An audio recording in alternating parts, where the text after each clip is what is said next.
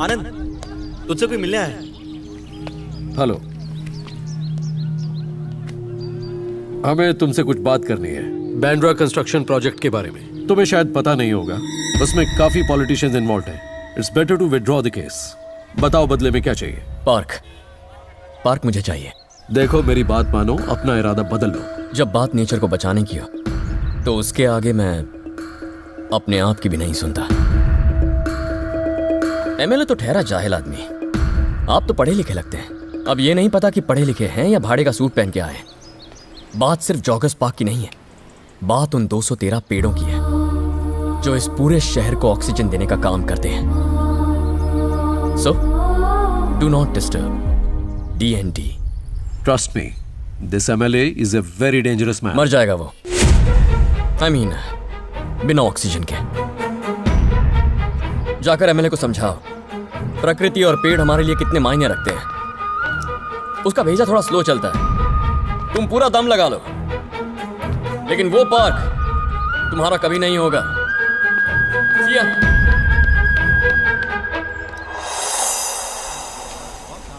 समंदर और आपके बीच का रिश्ता एक माँ और बच्चे की तरह है। आपको उसका ख्याल रखना चाहिए।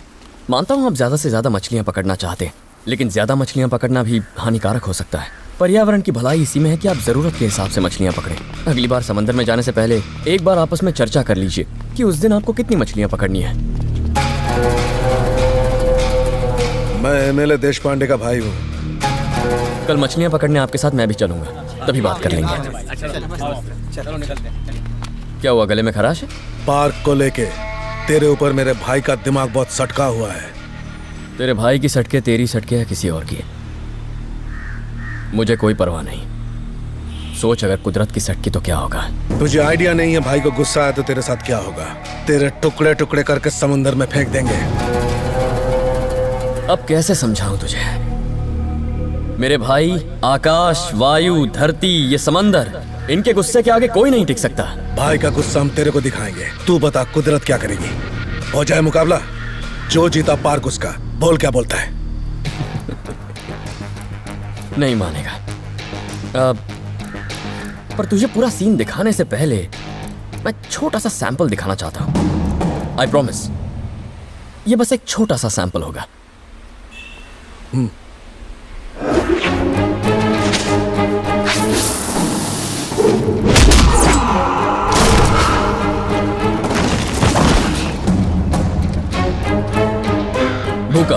भूकंप के बारे में तो सुना ही होगा। ये कुदरत का ही एक हिस्सा होता है। ये मेरा सैंपल था। अब पूरा सीन देखोगे?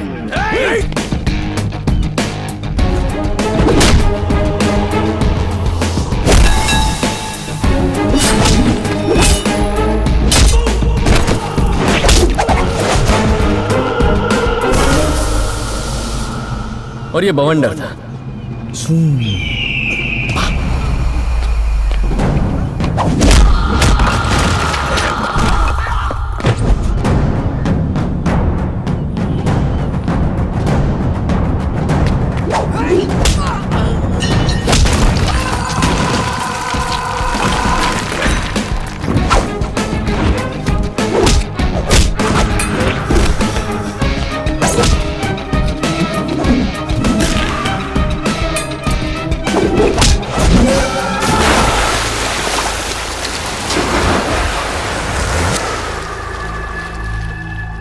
एक और खतरनाक चीज है, सुनामी। लहरें ऊपर उठती जाती हैं। चल एक कोशिश करते हैं तुझे ऊपर उठाने की।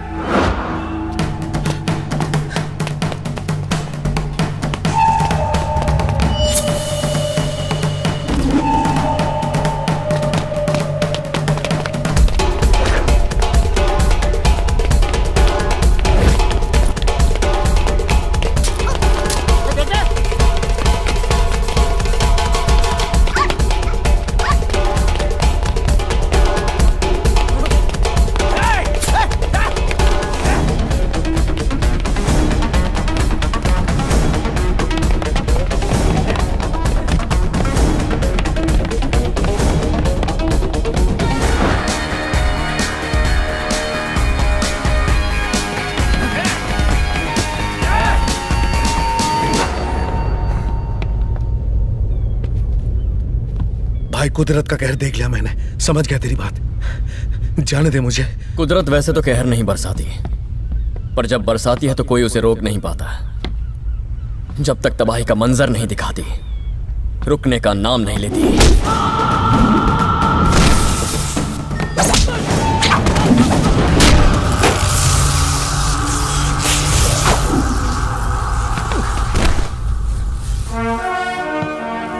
मैं भाई को जाके बता दूंगा कि तुमसे उलझने का नतीजा क्या होता है। मुझसे नहीं दोस्त, कुदरत से उलझने का।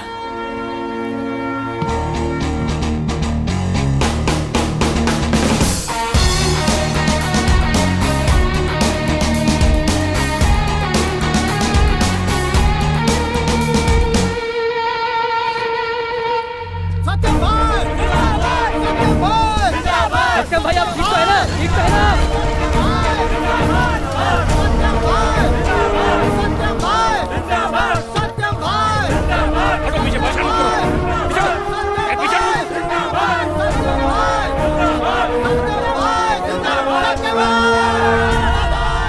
सर आपके ऊपर जो हमला हुआ है उसके बारे में क्या कहेंगे? सर इसके पीछे किसका हाथ है? सर क्या आपको लगता है कि ये किसी की साजिश है? सर कुछ तो बताइए। छोटा सा एक्सीडेंट हुआ था और कुछ नहीं।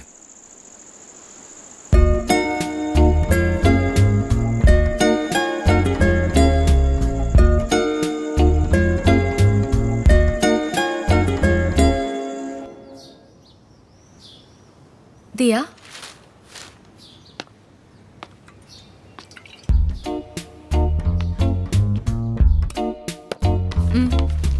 फाइन।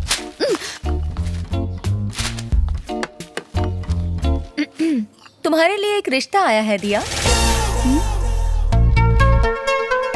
मेरी कलीग सुनंदा है ना, उसी का बेटा है।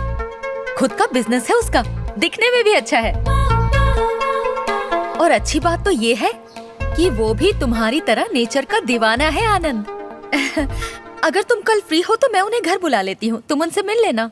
सिर्फ कल ही नहीं, मैं पूरी लाइफ फ्री नहीं हूँ। मैं इसके साथ बहुत बिजी हूँ। बोलो ना, इन्हें बताओ।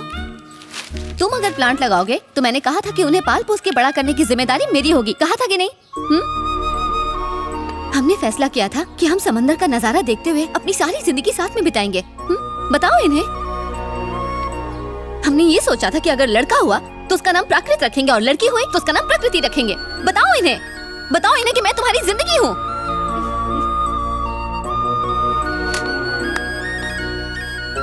जितना प्यार मैं पेड़ों से करता हूं, उतना ही प्यार दिया से भी करता हूं। तुमने कहा था कि मैं पेड़ों से भी खास हूँ। तुम मेरे लिए सबसे खास हो। हेलो हेलो सुरेश जी, मैं आनंद के कॉलेज का प्रिंसिपल बोल रहा हूँ। बोलिए सर। हाल ही में पार्क के मामले में आनंद ने एमएलए को धमकाया था। हमारे आनंद ने? जी हाँ, इतना ही नहीं, उसने एमएलए के आदमियों को मारा भी। हे भगवान। इस झगड़े की वजह से एमएलए को पार्टी से निकाल दिया गया है और अब वो आनंद से बहुत नाराज है। एमएलए की पावर चली गई है और वो ये बात भूलेगा नहीं।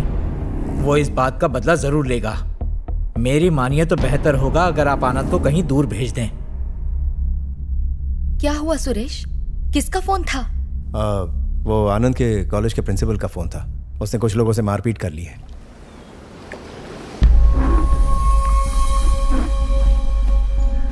बड़े इंटरेस्ट से देख रहे हो। ये समंदर तो तुम रोज देखते हो। हाँ, पर ये रोज नया लगता है। तुम्हारी तरह। पिताजी की तबीयत पहले के मुकाबले अब बेहतर है। ही इज ओके ना। तुम्हें वो रिसर्च के लिए बाहर जाना था ना? Why don't you go now? अब ऐसा कुछ अर्जेंट नहीं है अंकल। बेटा तुम्हें जाना है तो तुम जा सकते हो। आज या कल का प्रोग्राम बना लो। टिकट्स बुक करके मैं तुम्हें बताता हूँ।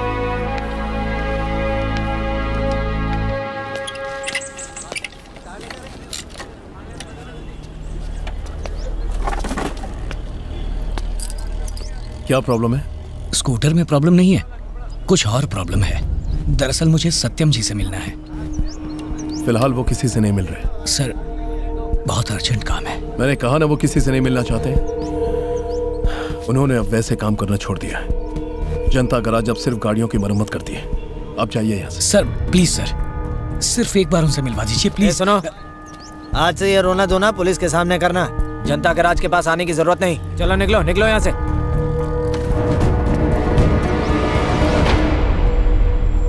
सुनो, कौन था? भाई वो आदमी वेस्पा के स्पेयर पार्ट्स के लिए आया था। उसी के लिए आया था भाई। हमारे पास नहीं है तो चला गया। हाँ भाई, वो पार्ट्स अब आते ही कहाँ हैं? अली बोला। हाँ हाँ सत्यम भाई, वो स्पेयर पार्ट्स के लिए आया था पर हमारे पास है ही नहीं।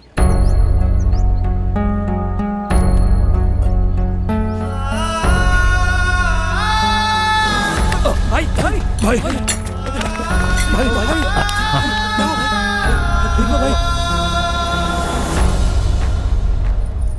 पता नहीं एक्सीडेंट के बाद डॉक्टर ने ऐसा तो क्या कह दिया है कि तेरी माँ और गैराज वाले मेरी बहुत फिक्र करने लगे हैं। जनता गैराज में जो लोग मदद मांगने आते हैं उन्हें मुझसे मिले बगैर ही वापस भेजा जा रहा है। वो लोग आखिर ऐसा क्यों कर रहे हैं? मेरे लिए वो लोग उतनी ही अहमियत रखते हैं जितना कि उनके लिए मैं। उम्र के इस पड़ाव पर आकर मुझे लगता है कि काम थोड़ा कम कर देना चाहिए मुझे। पर दिल की बात कहूं तो जब जनता गैराज से लोग खाली हाथ बिना मदद के लौट जाते हैं तो पता है, जिंदा होने के बावजूद लगता है जीते जी मर गया।